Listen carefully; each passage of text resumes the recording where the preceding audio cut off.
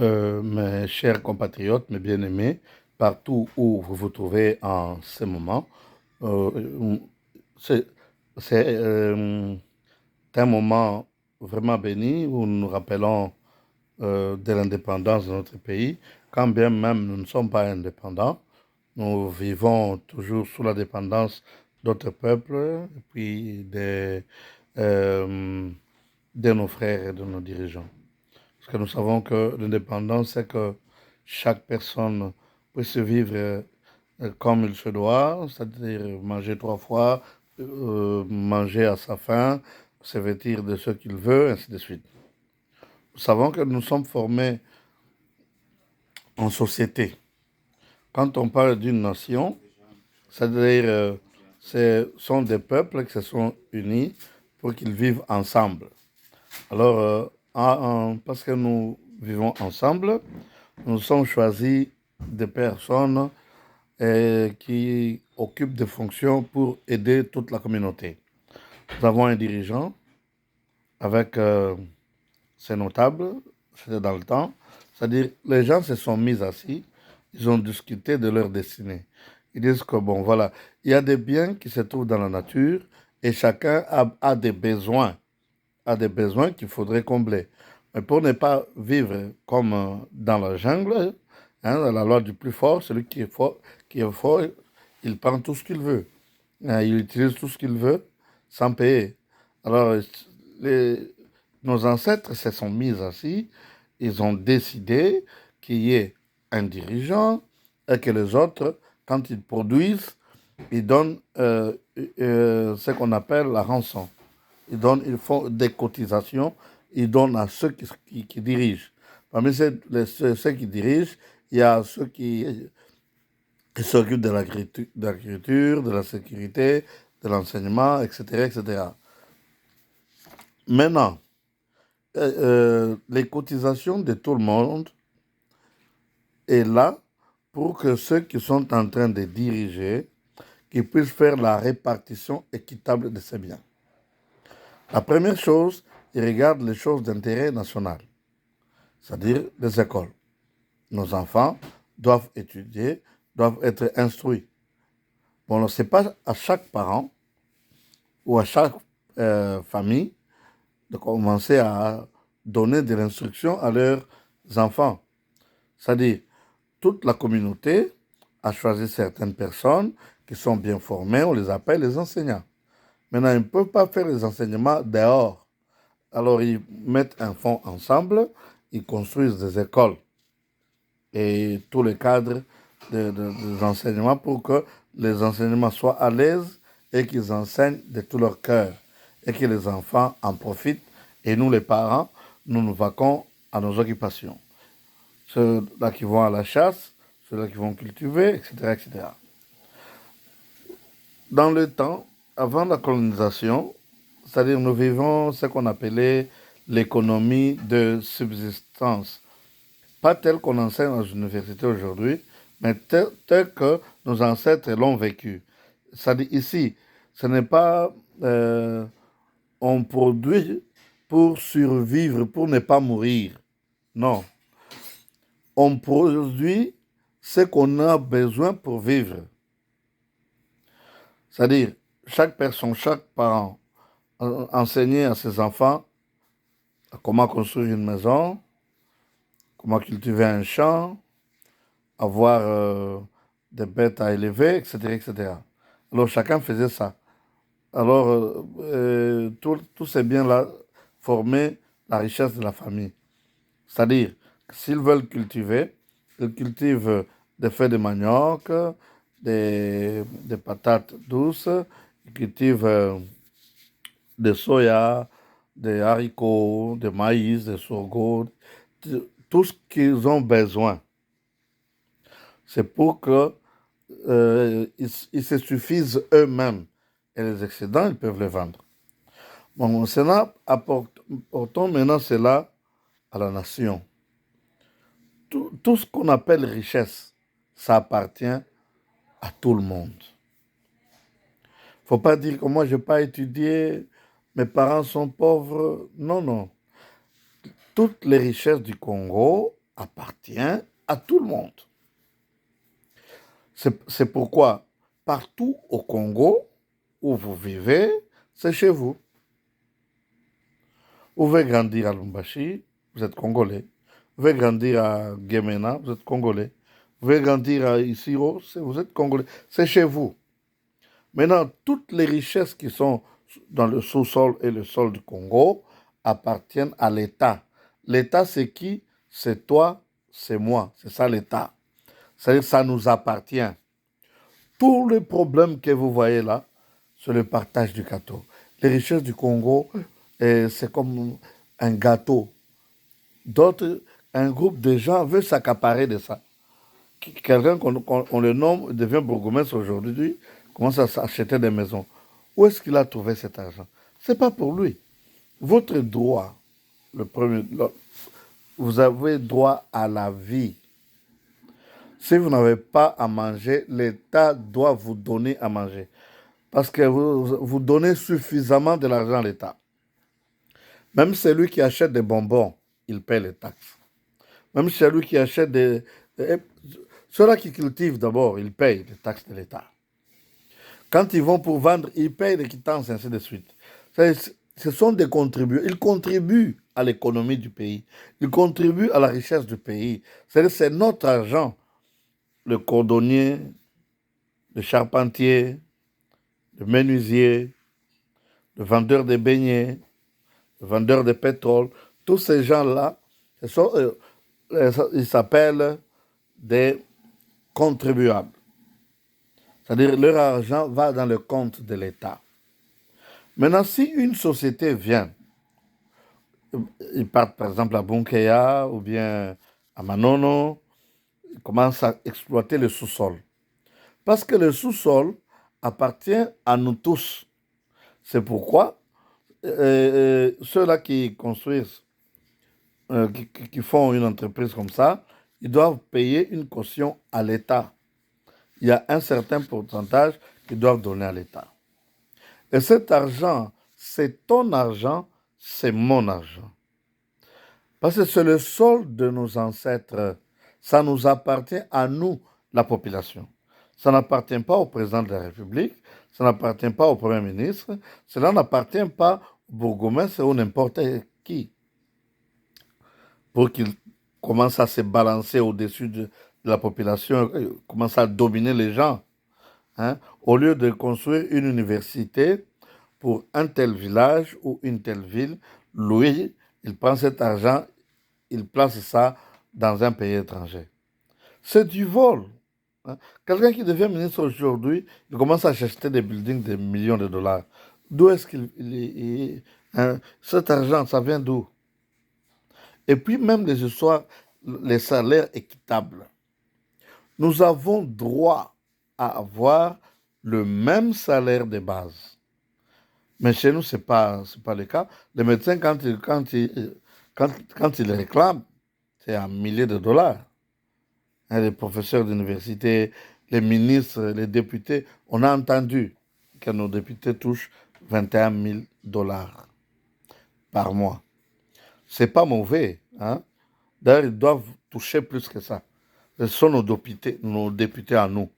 Nous les avons choisis pour qu'ils aillent plaider nos cas dans le Parlement. C'est eux qui doivent voter les lois. Comme par exemple ici, nous devons leur demander de voter des lois, des lois qui nous donnent de la faveur. Parce que nous avons nos droits. Nous avons droit à la vie, droit à l'éducation, droit à l'eau potable, etc., etc. Si on fait des routes, ces routes-là, on les fait avec notre argent. Si on construit des marchés, ce sont nos marchés à nous. Le gouvernement ne peut pas vendre ça aux étrangers, c'est impossible. Alors nous devons nous prendre en charge. Quand on vous dit prenez-vous en charge, ça veut dire que quand un groupe de militaires, de bandits, viennent dans votre quartier pour arrêter quelqu'un innocemment parce qu'il a dénoncé quelque chose, mais il faut se révolter. Il faut tabasser ces militaires. Ils veulent se moquer du peuple. Vous les tabassez. Et puis vous donnez un message très fort à celui qui les envoie. Moi, j'ai vu à Kinshasa, le gouverneur de la ville de Kinshasa, en train de détruire les maisons d'autrui. Celui qui leur a donné l'autorisation de construire, c'est le gouvernement. Celui qui vient détruire, c'est le gouvernement sans récompense. Le gouvernement a construit un marché sous les lignes haute tension. Beaucoup sont morts. Au lieu qu'ils soient récompensés, au lieu que le gouvernement puisse payer les réparations, mais le gouvernement les chasse de là. Où est-ce qu'ils vont? Parce que l'État n'a pas d'emploi. Quand les gens créent l'emploi, on est en train de les tracasser. Imaginez les mamans là qui vendent des cacahuètes, des tomates et des papayes. On leur impose de payer les taxes. Mais quand ils achètent ces choses, n'est-ce pas, ils payent les taxes.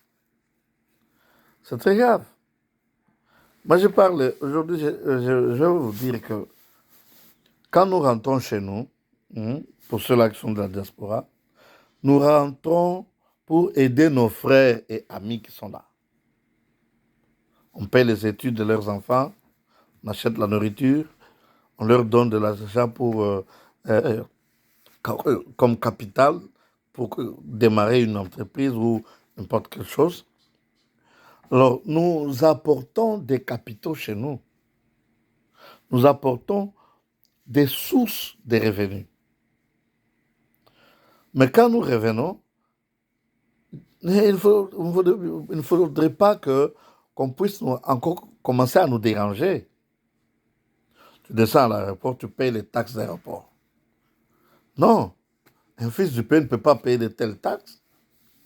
C'est notre aéroport, construit avec notre argent. Nous n'avons pas besoin que vous puissiez aller commander par-ci, par-là pour construire des choses qui vous enrichissent. L'aéroport, ça suffit. Nous payons les billets, dans les billets, il y a les taxes. Pourquoi payer encore d'autres taxes extra?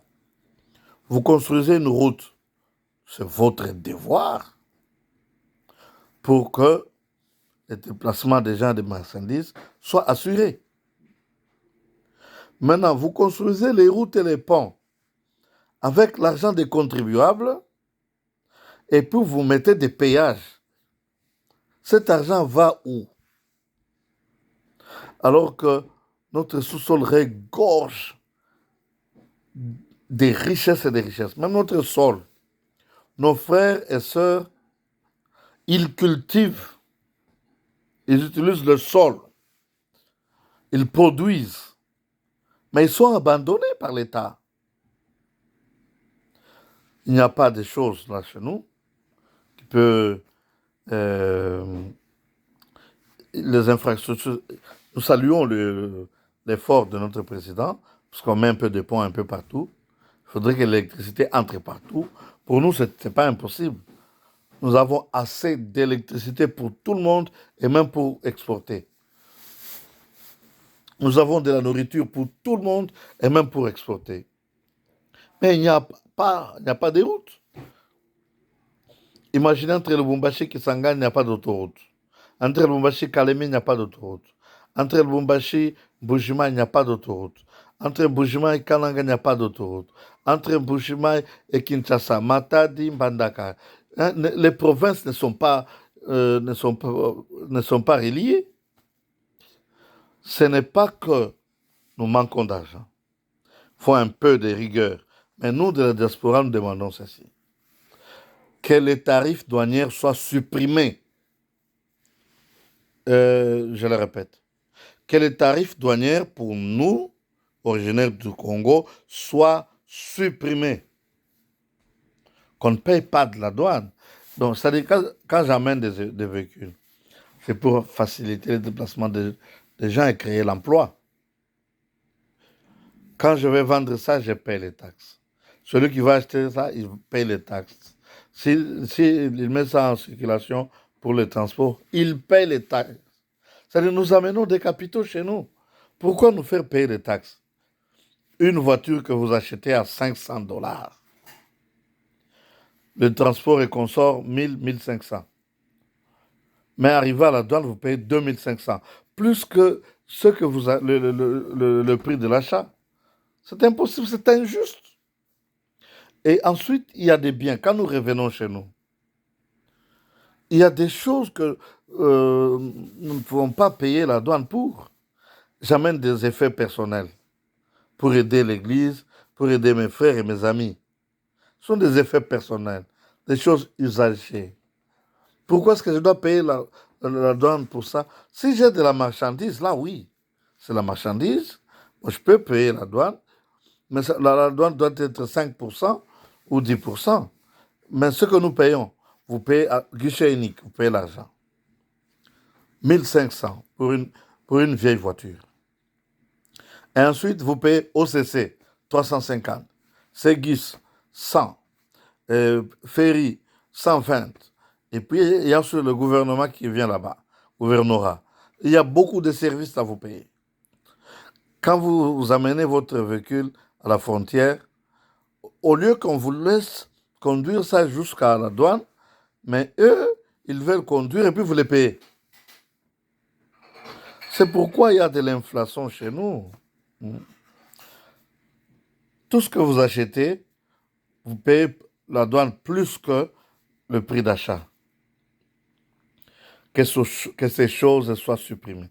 Surtout les, les machines pour créer l'emploi. Vous avez des camions, des bus, des moissonneuses batteuses, des tracteurs, des niveleuses, des décapeuses, tout ça. Hein? C'est pour créer l'emploi. Vous devez nous favoriser. Et d'ailleurs, quand nous acceptons ces choses-là, nous avons besoin que le gouvernement puisse nous soutenir afin qu'on amène de la machinerie chez nous. Nous sommes capables de faire des rails, de monter des rails et des ponts en fer ou en béton. Nous sommes capables, mais nous n'avons pas de capitaux. Il y a le FPI. Bon, on nous dit tout simplement, il y a ça, il y a ça, il y a ça, et nous avons un fonds pour ça, mais il n'y a que les enfants des ministres qui en profitent, ou bien leur famille. Qui peut me dire le nom d'un pauvre qu'on lui a donné ça? Alors qu'il y a des produits alimentaires qui pourrissent en Gandanjika, qui pourrissent au Cabinda, et un peu partout à Kindu. Le Kindu, c'est le grenier, mais il n'y a pas de pont. Bon, que Dieu vous bénisse. Merci et à la prochaine.